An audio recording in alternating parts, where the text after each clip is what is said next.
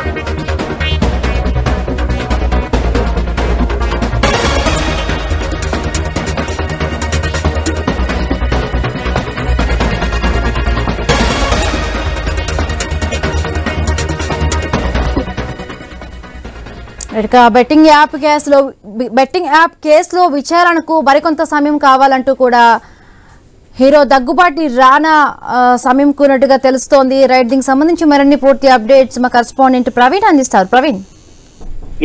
హిమబిందు అయితే online betting app కేసులో ED దర్యాప్తు షురూ చేసిందనే చెప్పాలి. బెట్టింగ్ యాప్ ప్రమోట్ చేసిన సెలబ్రిటీలను విచారించేందుకు షెడ్యూల్ కూడా ఖరారు చేసింది.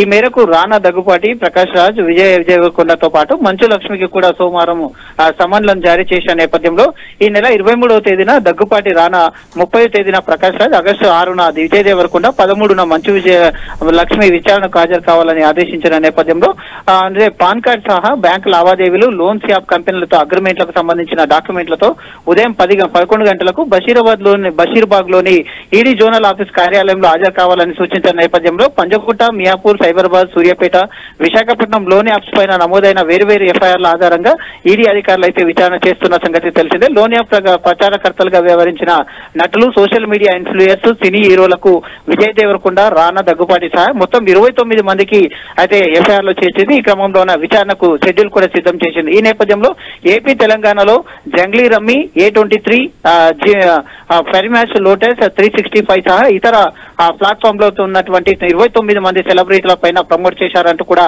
నటులు రానా దగ్గుపాటి, ప్రకాష్ రాజ్, విజయ్ దేవరకొండ, మంచు లక్ష్మిని, ప్రణీత, నిధి అగర్వాల్ వీళ్ళందరికీ కూడా సమన్లు జారీ చేయడం జరిగింది. కాబట్టి రేపు షూటింగ్ ఉన్న కారణంగా అయితే విచారణకు హాజరు కాలేనని, మరికొంత సమయం కావాలంటూ కూడా ఈడీ అధికారులను కూడా దగ్గుపాటి రానా కోరినట్టు తెలుస్తుంది. కాబట్టి ఈడీ అధికారులు మరొక నోటీసులు ఇచ్చేసి మరొక టైం కూడా కేటాయించినట్టుగా కూడా తెలుస్తుంది. Right, thank you Praveen, thanks for the updates.